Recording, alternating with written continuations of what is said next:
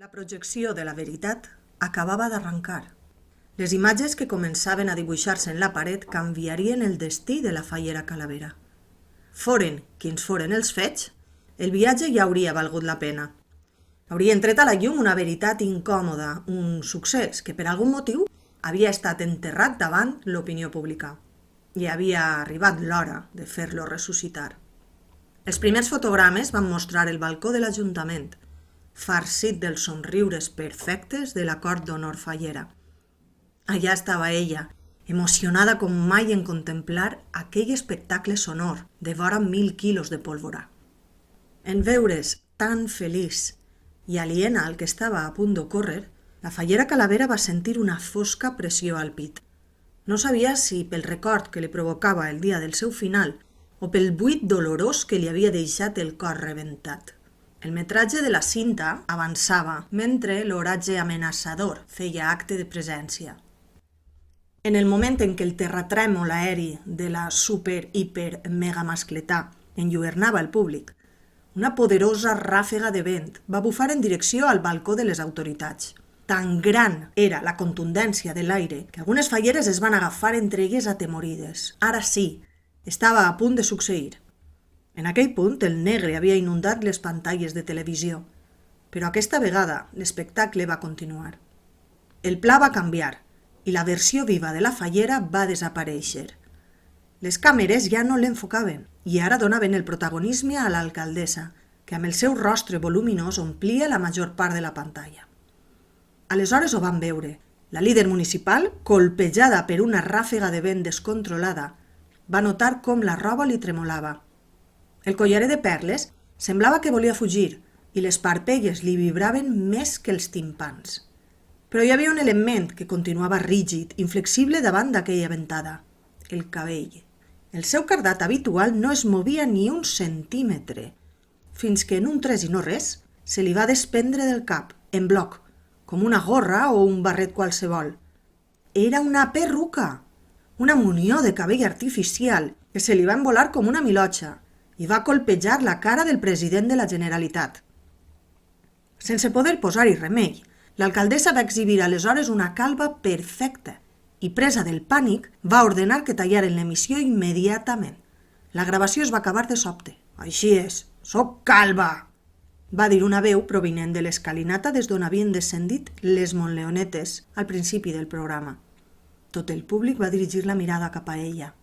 L'alcaldessa havia reaparegut. Com era possible? No estava morta? De fet, sí, ho estava. La política havia recuperat el moviment, però el seu aspecte era el d'un cadàver. La gran ferida que li havia provocat la fallera continuava deformant-li el rostre, però ara la sang roja s'havia tornat un tros de carn negra i putrefacta. La pell estava molt més pàl·lida i les arrugues més pronunciades. I al damunt del cap se li trobava a faltar un dels elements que millor la definien, el seu pentinat. Ara lluïa una calva brillant que li donava al crani un aspecte més redó, trist i patètic. «Soc calva des que vaig néixer i ho he mantingut en secret tota la meua vida. Els meus votants mai haurien entès que els representara una dona sense cabell», va confessar l'alcaldessa, incorporada al club dels zombis des del mos de la fallera. «T'assegure, alcaldessa, que haurien entès això abans que molts altres despropòsits», va dir la fallera. Estava terriblement decebuda, perquè aquelles cintes no havien aclarit res sobre la seva mort, però molt més enrabiada, perquè algú haguera manipulat el poble i ocultat les imatges de l'accident només per encobrir aquella singular particularitat del seu físic. «Ai, fallera, fallera, tu no saps com de cruel poden arribar a ser els votants. La imatge d'una política forma part del seu èxit. M'estàs dient que vas tallar una emissió en directe només per ocultar la teua calvície? T'estic dient que vaig tallar l'emissió en fals directe. Òbviament, la retransmissió es feia amb uns segons de retard, per si un desafortunat incident com este ocorria», ho deia presumint d'astúcia, mentre acaronava la vara de l'alcaldia. «No només això. Mesos després vaig haver de clausurar la televisió pública per sepultar eixa gravació. Al cap i a la fi, si no enaltia la meua imatge, la tele ja no m'aprofitava per a res. I la meua mort? Un dany col·lateral. Un terrible accident que em va anar com l'anell al dit per a despistar l'atenció del poble. Els primers dies tots insinuaven que la teua desgràcia era culpa meua. Així els vaig tindre ben distrets. Preferia que em feren responsable d'una mort que descobriren les imatges humiliants que acabeu de presenciar. Però, per què t'obsessiona tant la imatge? La fallera estava desconcertada. Tinc un tio calb, una mare amb sobrepès, i va observar-la de dalt a baix. Parlant d'imatge, tu tampoc és que sigues cap Barbie. M'importa un bunyol, ton tio i ta mare. Ells no estan exposats al juí popular com jo. I si no, que li ho diguen a ella, va dir, assenyalant la llefiscosa companya que havia quedat unida per sempre a la fallera. La vellea del foc? Va preguntar la Delica. La vellea del moc. Tot el públic va fer un «Oh!» d'escàndol. L'alcaldessa estava gaudint amb tot aquell discurs. Mentre anava revelant veritats, es passejava recolzant la vara de fusta sobre les escales del decorat. «Vellea, preciosa, no els has explicat el que et va passar? No els has contat per què tenies tant d'interès per tornar al passat? Ni ho intentes, cap d'olida!» va exclamar la vellea, amb els ulls que li eixien de les òrbites. «O t'assegure que...» «Què m'assegures? Que diràs que sóc calva? Que porto una perruca des de fa dècades? El teu xantatge ja no té sentit ara. Fallera, la teua companya, l'assenyalava amb el bastó, és l'exemple mort dels temps que corren. Una societat del meninfot, que tot i això és cruel i inhumana amb els defectes estètics. «De què parla?», va preguntar la fallera dirigint-se a la vellea, que continuava adherida a la seva mà. «T'ho contaré amb molt de gust», va replicar l'alcaldessa des de dalt de l'escala, «però només si ho faig amb una cançó». Aquell personatge no podia evitar fer-ho tot amb grandiloqüència. «Montleonetes», va dir, picant l'ullet, les hostesses zombis. La situació es tornava més i més surrealista, però a la fallera ja no li sorprenia res. Montleón va fer un esclafit amb els dits per indicar al seu equip tècnic moribund que no es perdera l'actuació. La càmera zombi va enfocar l'alcaldessa, que per algun motiu es mostrava molt contenta d'estar envoltada de les tres Montleonetes. Una d'elles li va proporcionar un micròfon i fent ús de la seva veu greu i esgarrada, la política zombi va començar una cançó per explicar el terrible destí de la vellea del moc. S'abaniquen les palmeres a la llum de les fogueres. La veu a capella havia començat amb els versos d'aquella cançó típica de les fogueres de Sant Joan. Va fer una pausa dramàtica mentre un focus resaltava la seva calva. I tot seguit va traure la perruca no se sap ben bé d'on, per recuperar el seu aspecte habitual. En aquell moment va començar a sonar la música i les tres Montleonetes van iniciar una coreografia mentre feien sentir l'alcaldessa al centre de l'escenari, una autèntica estrella de la cançó.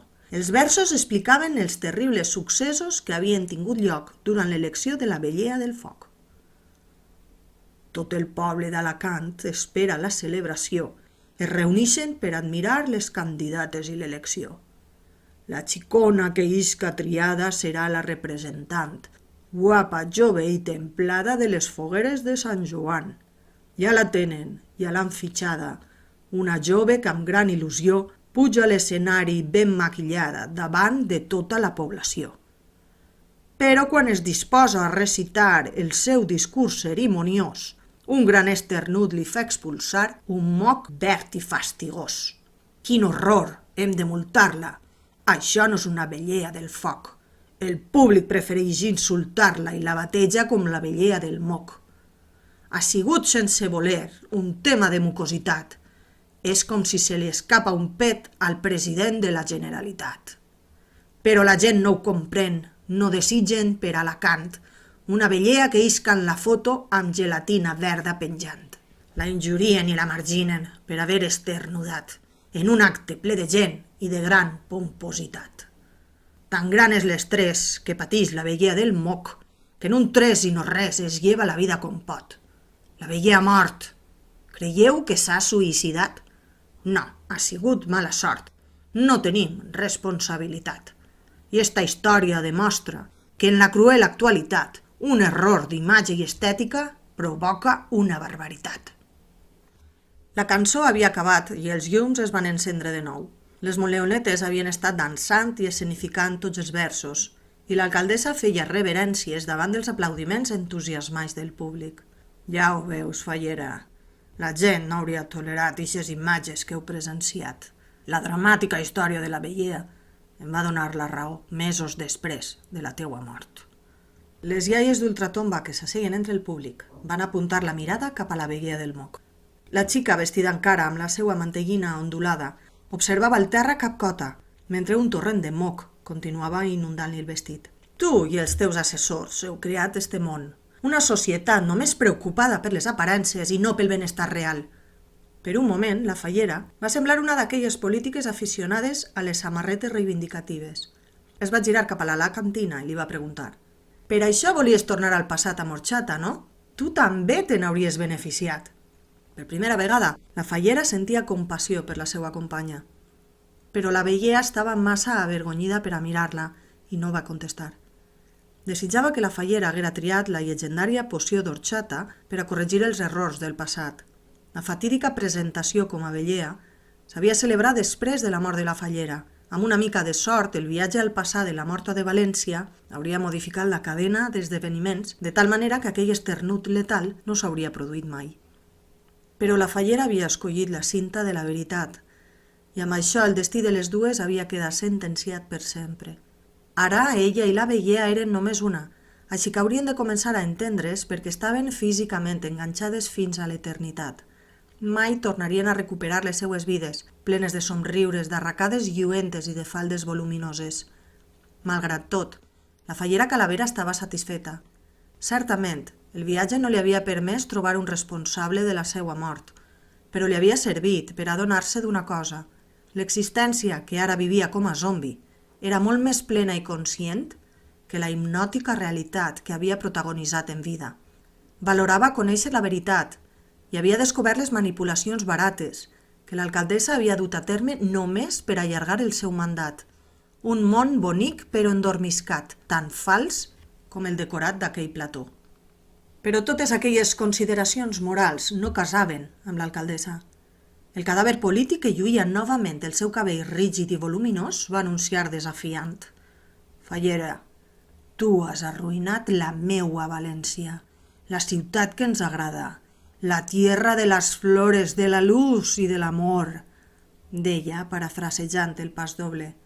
«Ara tenim un pou d'escombraries ple d'edificis grisos i un pont de les flors sense flors. Però tot això no és res, res que un viatge en el temps no puga arreglar», va dir, mentre mostrava la poció d'orxata que el programa havia exhibit abans en una vitrina. Com havia arribat a les seues mans? Com havien sigut tan estúpids? Novament s'havien deixat enganyar pel trilerisme de l'alcaldessa. Mentre les moleonetes ballaven al ritme de la cançó de la veguea, la política d'ultratomba havia aprofitat l'espectacle per aconseguir el líquid miraculós. Des de dalt de les escales, la morta amb perruca va exhibir el got d'orxata. «Quan vega esta poció viatjaré en el temps fins a la super-hiper-mega-mascleta. Només jo recordaré el que ha passat, així que faré les correccions necessàries perquè tu no muires ni intentes liquidar la meua política de grans esdeveniments. Prepara't per a tornar a ser bonica, fallera». Va començar a riure malèvolament des de dalt de l'escenari de fusta, però la fallera no estava disposada a oblidar-ho tot. Preferia ser una zombi per sempre més i viure en un món més gris però honest i real. Va intentar avançar cap a l'alcaldessa per robar-li la beguda, però la veguea, adherida a ella com si fora una siamesa, va fer força en la direcció contrària. «Lleveu-li-la! No deixeu que se la prenga!», va demanar la fallera. La delicà es va posar molt nerviosa i va córrer per pujar les escales, però, maldestra com era, van tropeçar amb Jaume I i tots dos van caure damunt de la vellea i la fallera. Ara sí que l'havien feta bona. Els 4 personatges havien quedat units per sempre a causa de la massa de mocs que els empresonava. La caiguda, però, els havia llançat cap al quadre elèctric que abans havia encès un dels tècnics. El líquid gelatinós bullia, exaltat per haver incorporat 2 cossos més a aquella gàbia repugnant, i en entrar en contacte amb els endolls va provocar un curtcircuit que va començar a rebentar alguns dels focus del plató. Amb un pof rere un altre, els llums de la sala anaven explotant i la sala es quedava cada vegada més fosca. Com una traca, aquelles detonacions es van succeir fins a arribar on estava l'alcaldessa, que, espentada per la pluja de vidres derivada de les bombetes rebentades, va deixar caure, sense voler, la preuada poció d'orxata. El got es va trencar i la llet vegetal es va escampar pel plató, caient per les escales mentre formava una xicoteta cascada. La fallera, la vellea, la delicà i Jaume I, tots units en aquella mucositat amorfa, van contindre la respiració. Però l'alcaldessa encara tenia un as en la mànega. A la mà esquerra portava un d'aquells fartons casolans que les monleonetes havien situat en la vitrina. El dolç estava mullat, banyat de cap a cap. Una bona horxata sempre ha d'anar acompanyada d'un bon farto, fallera? Dit i fet. L'alcaldessa va engolir el brioix allargat que regalimava gotes de poció màgica. Se'l va menjar sencer, amb gola nerviosa, mentre la fallera creuava els dits perquè la ingesta no tinguera cap efecte. La delicada Gandia va començar a cridar histèrica i Jaume I va preferir apartar la vista, però ja era massa tard. Abans que la fallera fora conscient del que estava passant, els llums que quedaven oberts es van apagar. El negre va devorar tothom i un silenci, ara sí, sepulcral, va matar tot aquell rebombori.